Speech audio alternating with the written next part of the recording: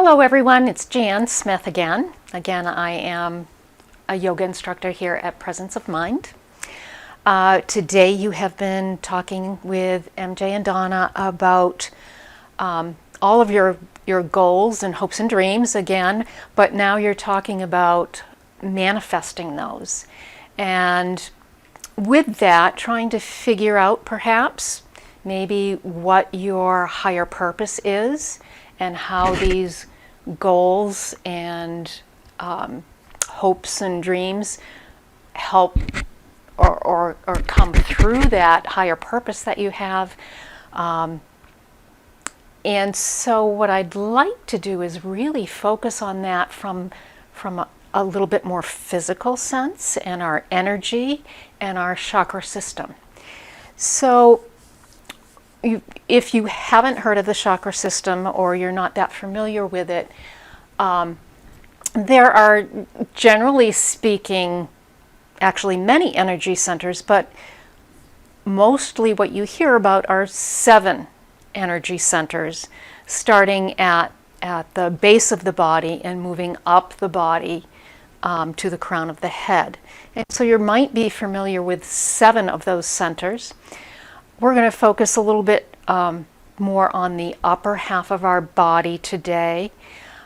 So we'll start with the Heart Chakra, and that's where our love for the world, love for one another, our sense of community kind of resides. That energy resides here in our hearts. Makes sense. Then we go to the Throat Chakra, which is where we speak, and important in the chakra system and in yoga tradition that we bring attention to the throat chakra in terms of not only do we use it for speaking, but it's speaking our truth.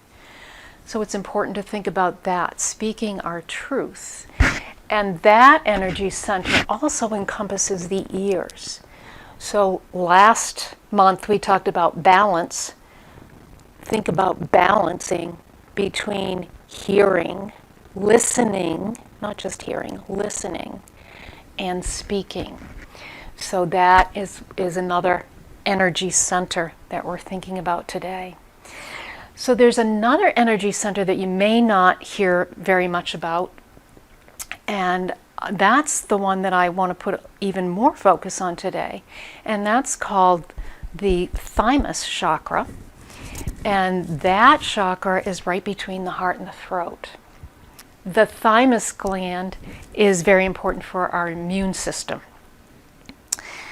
So the first thing we're going to do today, and not only for our immune system, this is the place where that heart and throat kind of connect. It becomes a bridge. That Thymus Chakra becomes a bridge, so that we can bring that loving energy into this space and bring it into our passion, our purpose for being on this earth. This is where that resides.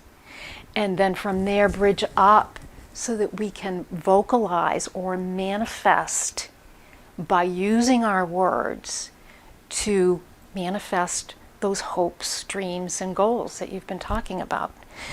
So that chakra is extremely important for us, and yet we don't hear about it too much. I just want to put my glasses on here and check my notes for a moment. Just some key things to think about for that chakra. Inner compass, our life's purpose and passion. It empowers. This chakra here empowers our intuition. And so it becomes the source of our manifesting those goals and hopes and dreams that you've been working on. Okay.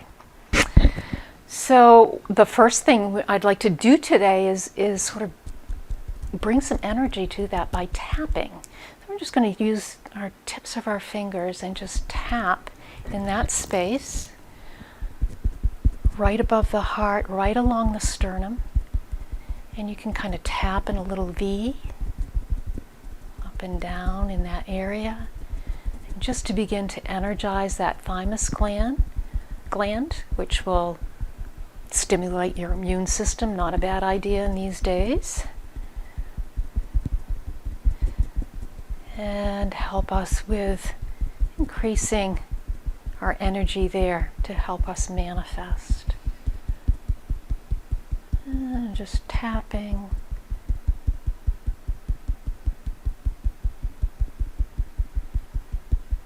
For however long feels good to you. And then we can let that go. Good.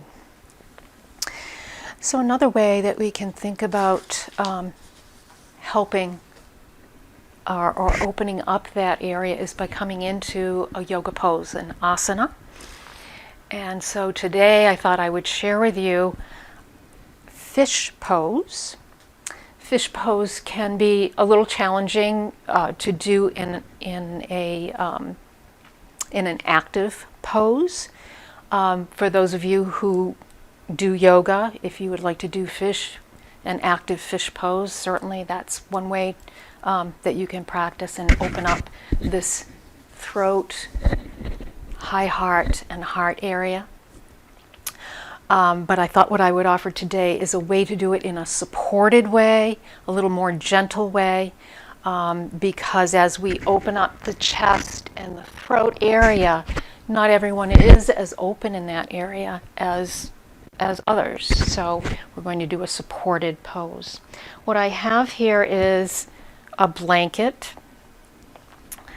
So if you have a similar size blanket, what I've done is this blanket is folded in half end to end. Then I'm folding it side to side, end to end, and then in thirds. So I have a little bit of height to that blanket. I'm going to put that near the top of my mat.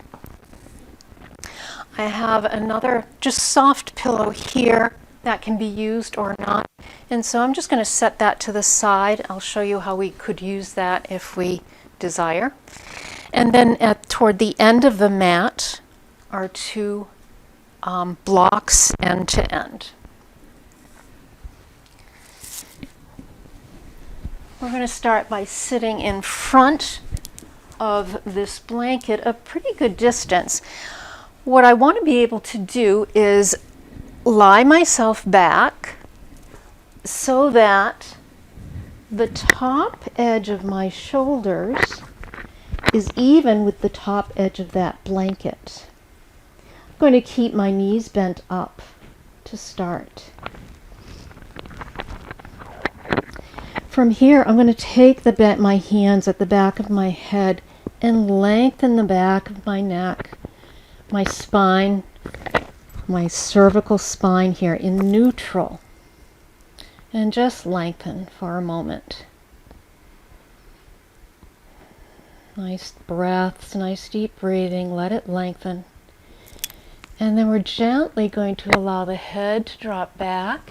When we do that, I'd like you to think about engaging the neck muscles and lifting the chin toward the ceiling, allowing the head to drop to touch the floor. Making sure those shoulders are supported and they're at the edge.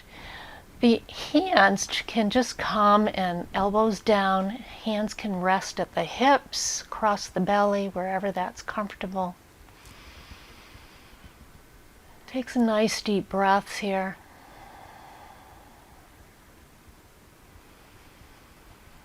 We're really opening up the heart, the high heart, and certainly the throat chakras. You can close your eyes.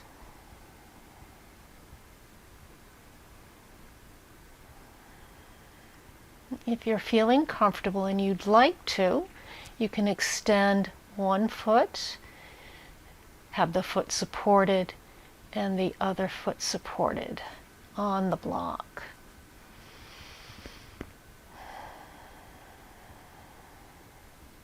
If that is at all uncomfortable for any part of your back, if you're feeling any cinching, you simply take one foot up and then the other and come back to just a bent knee position. Again, the focus and the reason we're doing this pose today is to really open up the heart, the thymus, and the throat.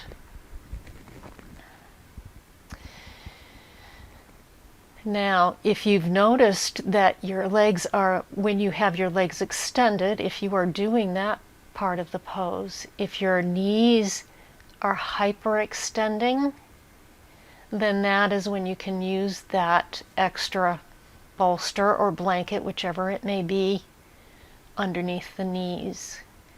I'm going to come out of the pose to show you how to do that. And I'm also going to instruct you at this point how to come out of this pose, because it's important that you don't hurt yourself because you've just stretched your neck back this way.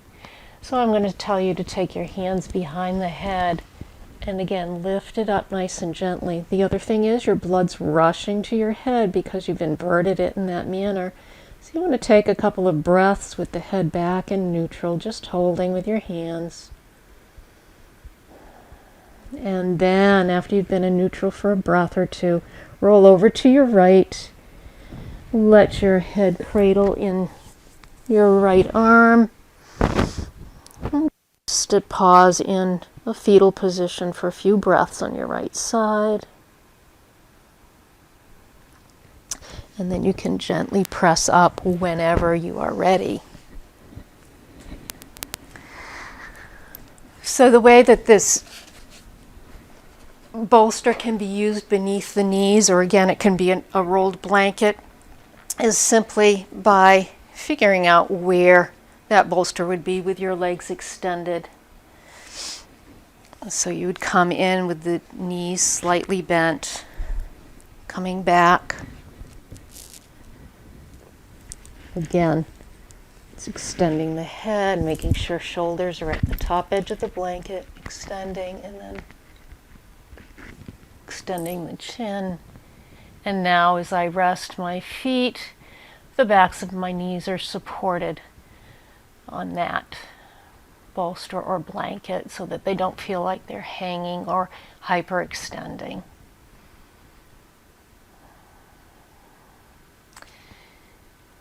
And then coming out again, taking care with the head and neck, and rolling over to the right. So that last position was just to demonstrate the use of a bolster, or, as I say, some extra folded blankets under the backs of your knees if you find you need that support in that position. When you come into a pose like that, that's a restorative pose where you're just kind of relaxing.